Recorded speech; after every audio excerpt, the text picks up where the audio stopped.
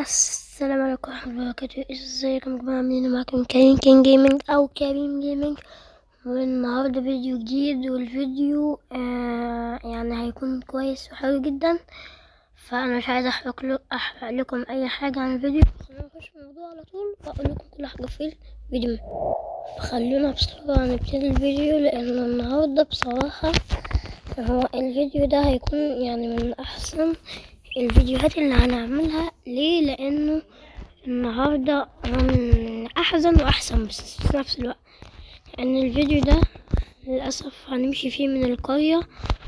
فاحنا عندنا مشكلة في الاكل، عندنا مشكلة في حاجات كتير. فاحنا المفروض ان اول حاجة نعملها هي ان احنا ندور على مصدر اكل نجيبه دلوقتي وحاليا، علشان نقدر انه نمشي واحنا عندنا يعني ما عندناش مشكلة من ناحية الأكل. فهناخد فين بقى المفروض مكان اللي هنجيب من الأكل؟ أكيد يعني مش هنعتمد على القمح كل مرة كده. مصدر ضعيف جدا، إنه حرفيا يعني كل فين وفين مثلا. ايه ده؟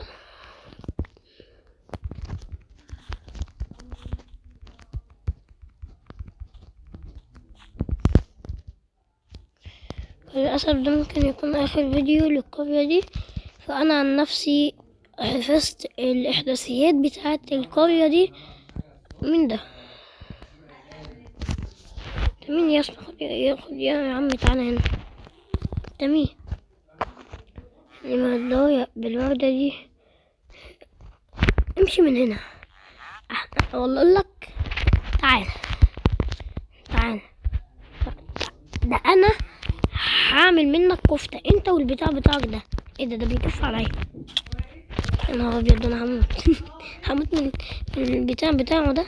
يا دول ما بيموتوا. يا لهوي، ده انا هموت. انت يومك مش معدي. خد يلا، خد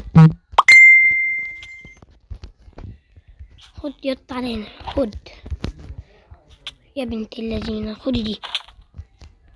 يلا هدي بنتوت. صاحبك ده.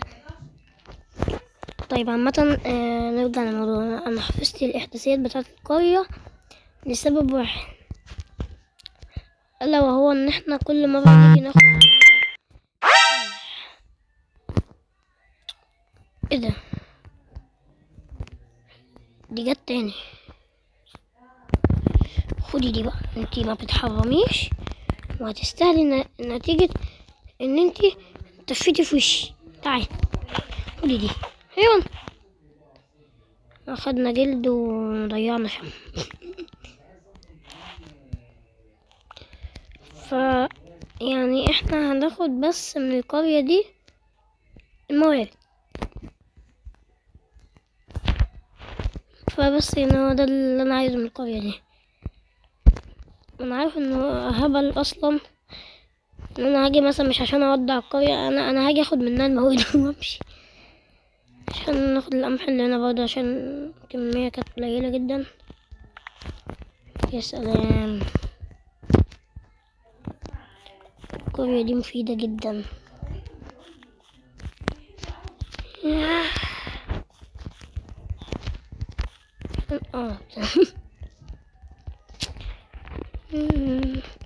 ان شاء الله بقى احنا عايزين اصلا نمشي من القرية ده عشان نبتدي نبني البيت بتاعنا. خلينا نروح البيت بتاعنا، ناخد مواردنا وناخد حاجتنا ونمشي من القرية. فطبعا عايزين قبل ما نمشي نعمل حاجة، لو هي ايه؟ ان احنا نطور ادواتنا زيادة عن اللزوم، لان احنا ادواتنا ضعيفة. فاحنا عايزين نعمل دي. خلينا نلبسها. فاضلنا بس ثانية واحدة. فاضلنا الخوذة اهي.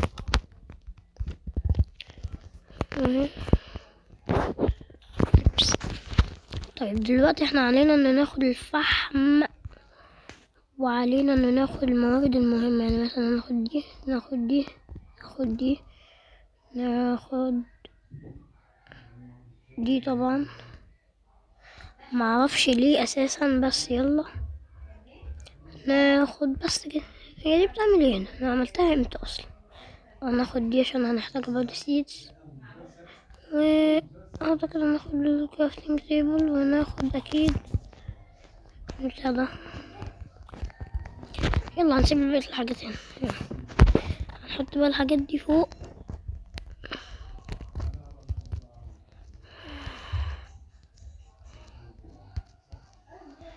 بس كده نروح ناخد السي في بتاعنا. انا نسيت اعمل حاجة اصلا، نسيت اعمل الاكل.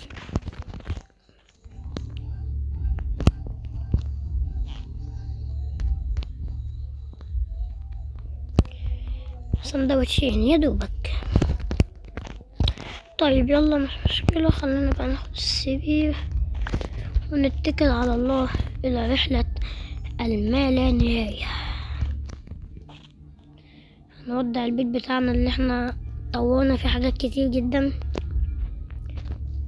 يلا هناكل بس. احنا هنتعب جدا في الرحلة دي لأنها هتكون صعبة إلى النهاية. يلا بينا بسرعة عشان الليل لو ليل احنا هنموت قبل ما نروح اللانهاية حرفيا. اوكي. مواردنا هتضيع وهنعمل كل حاجة من الأول حرفيا، فاحنا لو متنا كل حاجة راحت. المنظر ده انا أول مرة أصلا يعني أطلع من هنا من القرية وأروح مكان بعيد عنها. هي المكان الوحيد اللي كنت أنا عايش فيه، ما كنتش أعرف أي أماكن تانية. خلونا يلا نمشي. بجري. ده في صحراء هنا، فرخة يا فرخ يا استنى. انا محتاجة اعمل بس حاجة دي. ايوه عشان قرفتني في عيشتي.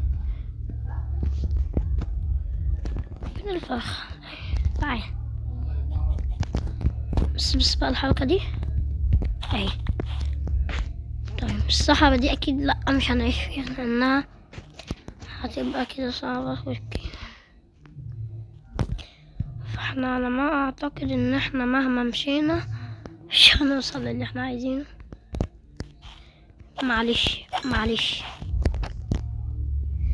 معلش يا طنط بقرة، معلش احنا محتاجين اللحمة والجلد علشان معرفش. اللحمة عشان الاكل، الجلد عشان يبقى معرفش لسه هنعرف. اوكي يا نهار ابيض، ده انا ممكن. المشكلة بقى ان الليل قليل علينا، هننام فين؟ احنا معانا السرير بس هننام فين؟ في الشارع؟ لا ما يصحش. فرجعت لكم تاني، خلينا نرجع تاني ونكمل في الرحلة بتاعتنا دي. بس في جبل هناك، جبلين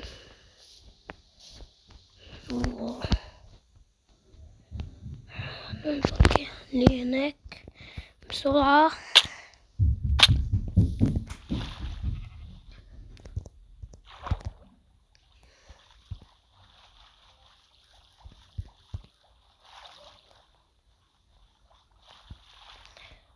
اوكي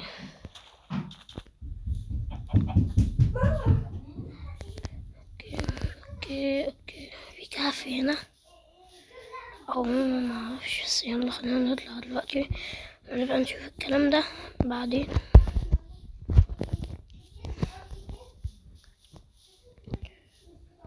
اوكي احنا وصلنا لحتة تعتبر كويسة.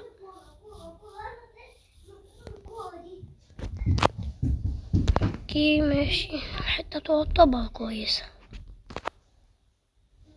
ماشي. هي لو عايزة تتسطح بس هو هيبقى حلو اوي لو ثانية واحدة عملنا دي كده كده. عندنا تحت المية كل حاجة تمام، المكان يعتبر محمي جدا. كل حاجة بعيدة. قدامنا هنا الشجرة على طول، وعندنا هنا الصحراء لو عاوزنا نجيب ساند، وعندنا مية في كل حاجة عايزينها مش محتاجينها. احنا سطحنا الحتة دي دلوقتي. المفروض ان ده هيكون المكان الجديد بتاعنا. اوكي، احنا عايزين نسطحها بالكامل في ثانية.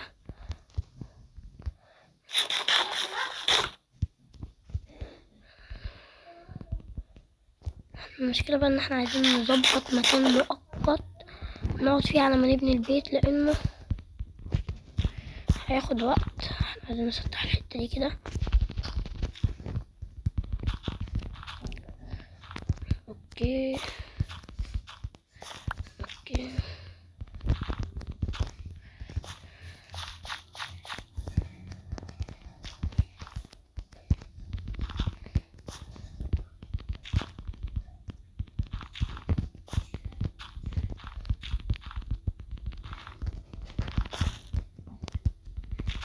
المفروض ان البيت اصلا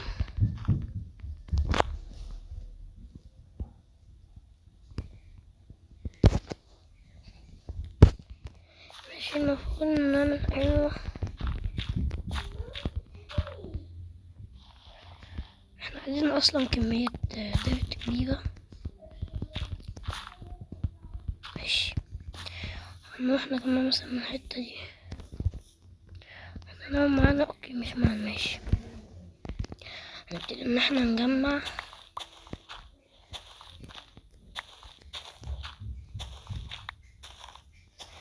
اوكي،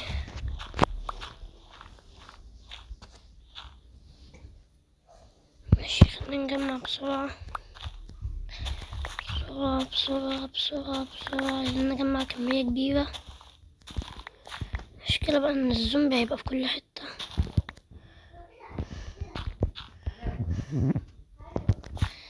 لما كده لما الليل يليل، احنا عايزين نعمل بسرعة علشان الزومبي كده ميجيش علينا. طيب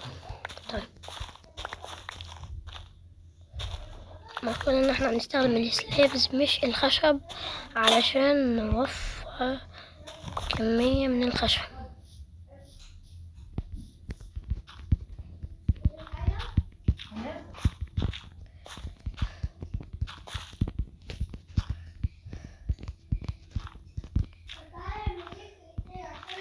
يلا يلا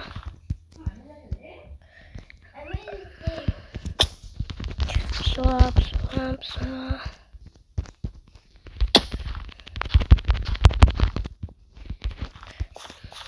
ماشي، حلو اوي كده. المفروض ان هي كده اتسطحت.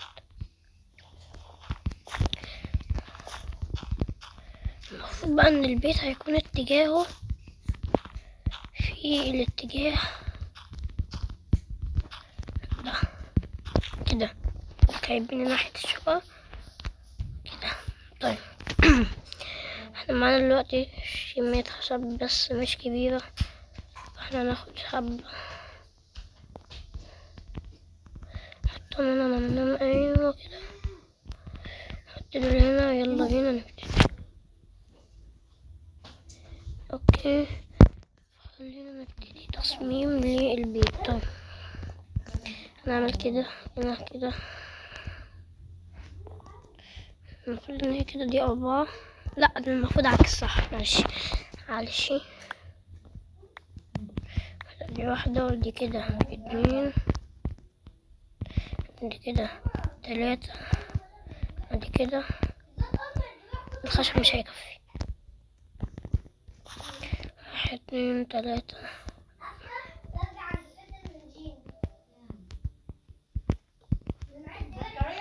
عشان الخشب ما يكفاش حاجة. طيب المشكلة في ايه بقى؟ طيب نحط هنا سرير، نعمل بالبوم بين ست، نحط هنا مؤقتا الكرافتنج تيبل ونعمل تشيست كده بسيط. فين التشيستات؟ نعمل احنا لينا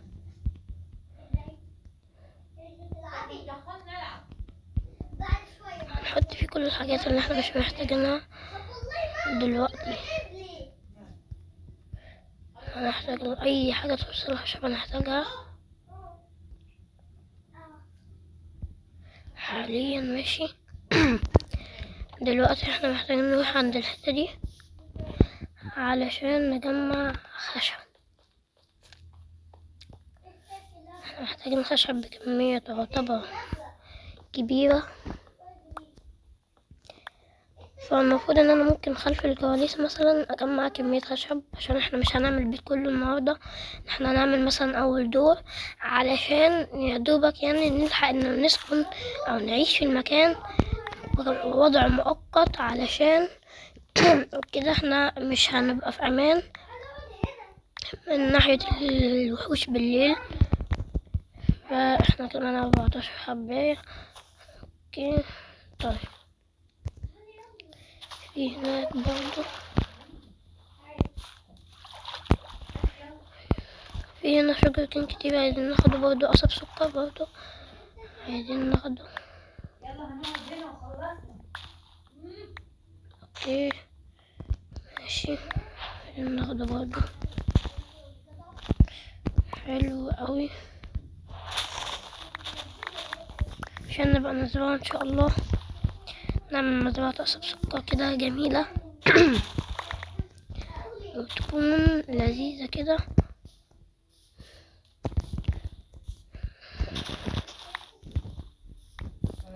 اوكي طيب، 26 كتير، حلو. اوكي كفاية اوي كده، مش عارف ولا العكس ينكس.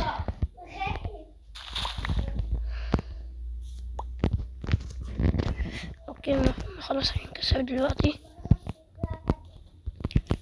في هناك بقرة برضو كويس، بس احنا مش عايزينها دلوقتي خالص.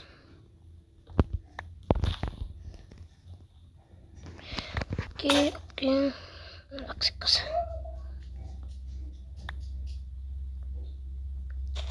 معرفش الايد جايبة كده لحد هنا ازاي، بس يلا خلينا نرجع. الدنيا اصلا هتلاقي الفيديو هناك دي، عشان احنا لو متنا هنا ما فيش رجوع، خلاص ضاعت كل حاجة. يلا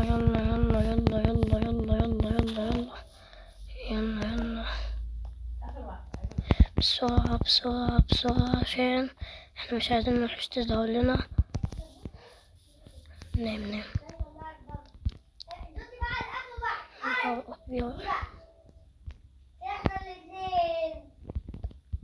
خلاص يا عم، القمر طلع. كيف بسرعة عشان انا يعني ايه ده مش خلينا نرجع ونكمل.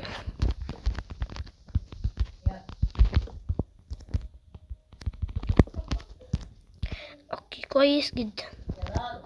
احنا عايزين نعمل ايه بقى؟ عايزين نعمل من دي، بتتعمل ازاي؟ اوكي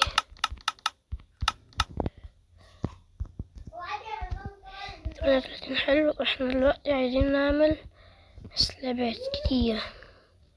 هنعمل كده، عندنا 48 خشبة. ماشي، هنعمل ايه بقى دلوقتي؟ نعمل كده وبعدين ولا ايه؟ جاتلي فكرة تانية احسن. استنى نكسر دي، نعملها كده، نكسر دي، نعملها كده. شكلها بقى احلى صح؟ واحدة يا الله. اهي، واحدة كده وواحدة كده وواحدة في النص، واحدة كده وواحدة كده وواحدة في النص. ماشي، واحدة كده وواحدة كده واحدة في النص كده. اوكي دلوقتي بقى ممكن نعمل كده عشان يبقى شكلها احلى. لازم نعد الخطوات، ادي 1 2. لا ده كده هتبقى صغيرة اوي، معلش ثانية. اوكي اوكي اوكي.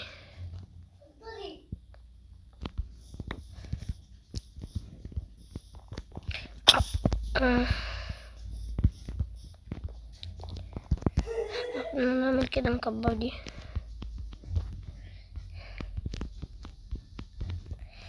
اصلا عايزين نبقى نعمل لها جدور. نحط كده 3 4 كويس كده كده.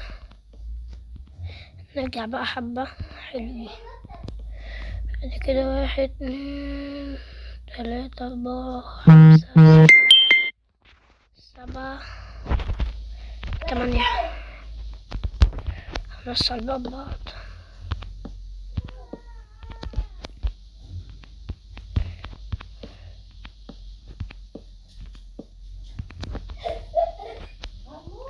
واحد اتنين تلاتة أربعة.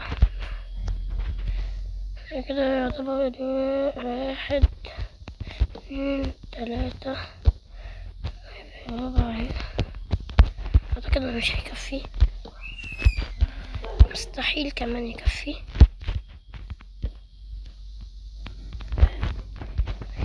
ده على حاجة ضعيفة قليلة.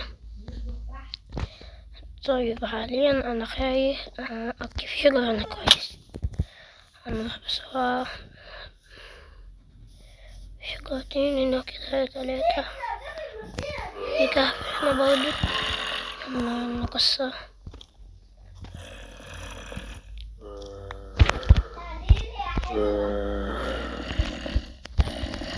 اوكي بسرعة.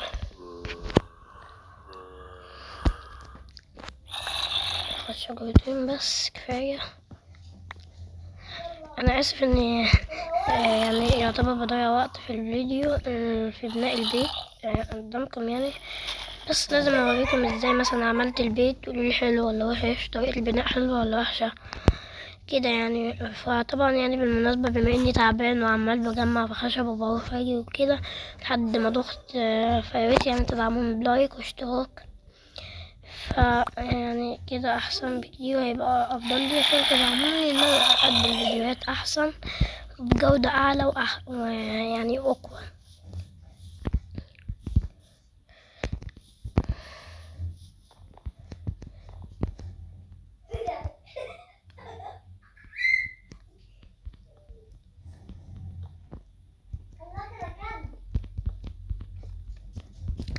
حلو كده ماشي. نبدأ بقى نحط السلاب. 3 خشبات ب6 يعني يعتبر بتضاعف عدد الخشب.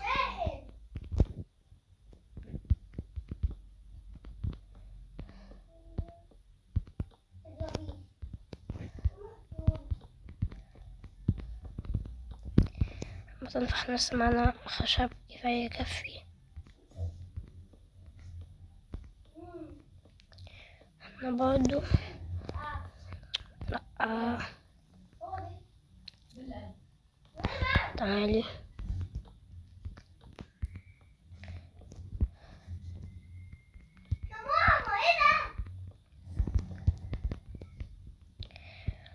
فبرضو الصوت، انا عارف ان الصوت كان وحش في الفيديو بتاع اسطورة الشاورما. فان شاء الله مثلا الفيديو الجاي او الفيديو اللي هو الجاي في لعبة اسطورة الشاورما ان شاء الله هحسن الصوت وكده.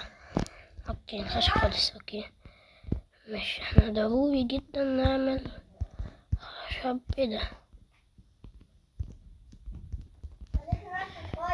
ده ضروري جدا جدا كمان. طيب مش معنى خشب.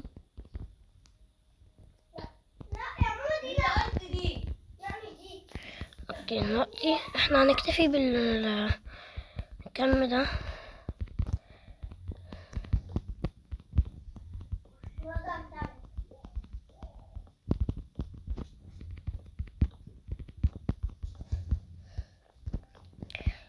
هو ده يعتبر الشكل النهائي حاليا. حاسه بيض اوي، بس هو ده اللي انا قدرت عليه دلوقتي. ايه ده؟ لا، مع السنة.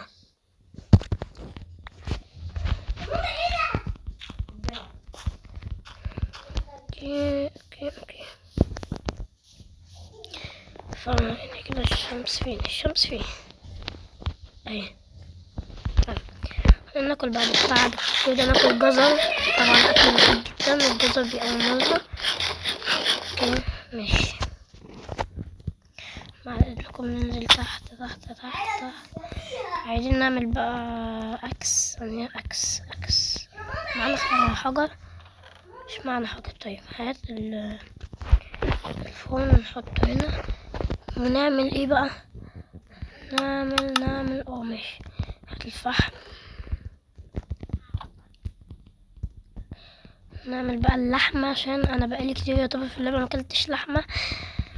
اوكي حط، واخيرا بعد فترة كبيرة لقينا البقر وعملنا لحمة. طيب عندنا عايزين نشمع المكان عشان الزومبي ما يجيش ويخلص علينا بالليل مثلا واحنا نايمين.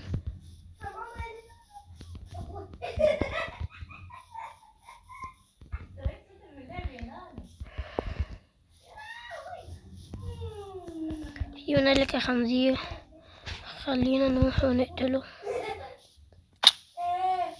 ان شاء الله خلف الكواليس هجمع كمية حلوة من الخشب، ان احنا محتاجين الخشب ضروري.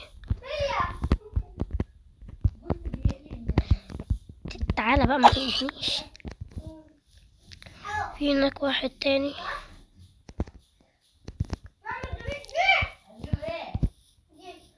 اوكي اوكي اوكي.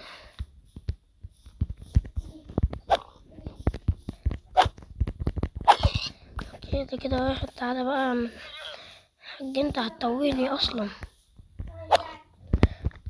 هو بيجي ورا الجزر صح؟ تعال انت يا عم. ما بيجيش ورا الجزر. طيب خد دي بقى. انا قعدت جواهم حبة حلوين. طيب ماشي. يا برضه نجمع كمية الفحم دي، هتلاقيها كمية كبيرة جدا وملهاش نهاية طبعا. فالحمد لله احنا بدأنا نستقر من غير وضع القرية والزراعة والمساعدات اللي كان بيقدمها القرويين طبعا. فالمفروض ان حتى الراجل اللي كان بيحمي القرية مش عندنا دلوقتي عشان يحمينا، فاحنا اللي يعتبر بنساعد او بنحمي نفسنا بنفسنا دلوقتي. فاحنا محتاجين حجر صح. فكل حاجة دلوقتي بقت لازم ان احنا اللي نعملها بنفسنا مش بمساعدة اي حد، لان هما كانوا بيساعدونا بطريقة كده يعني كبيرة. كنا يا دوبك بناخد الزرع وناخده ونمشي على طول. يا دوبك بس ايه نبدل الزرع بسيدز وخلاص على كده.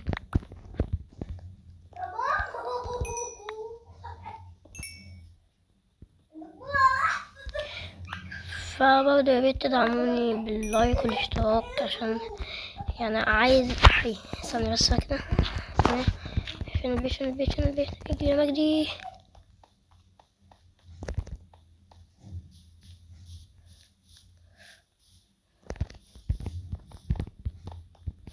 انا بخاف من الضلمة.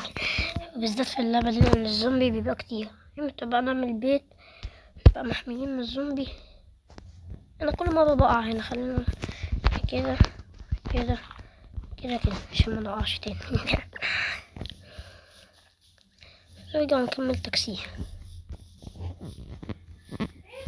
في على فكرة كهف جنب البيت خالص، ده اللي انا شفته يعني. نزل تحت. فين الفحم؟ فين بيت الفحم ده؟ طب يلا مش مشكلة عادي.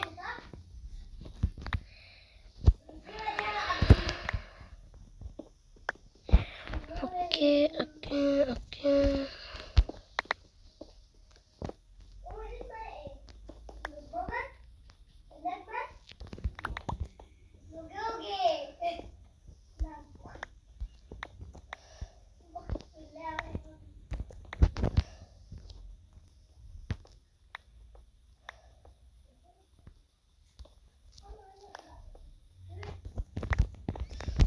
احنا جمعنا كده كمية حلوة من الحجر، حلو جدا.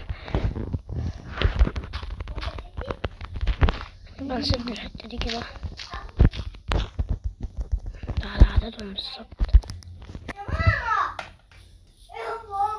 الحلو في الموضوع برضو ان احنا جنبنا بركة مية هنا اهي، كذا بركة، وهنا جنبنا برضو مية، وهناك برضو جنبنا كهوف الكهف مثلا، وهناك جنبنا الخشب خشب صحراء عشان السند لو عوزنا، نهر كامل اهو.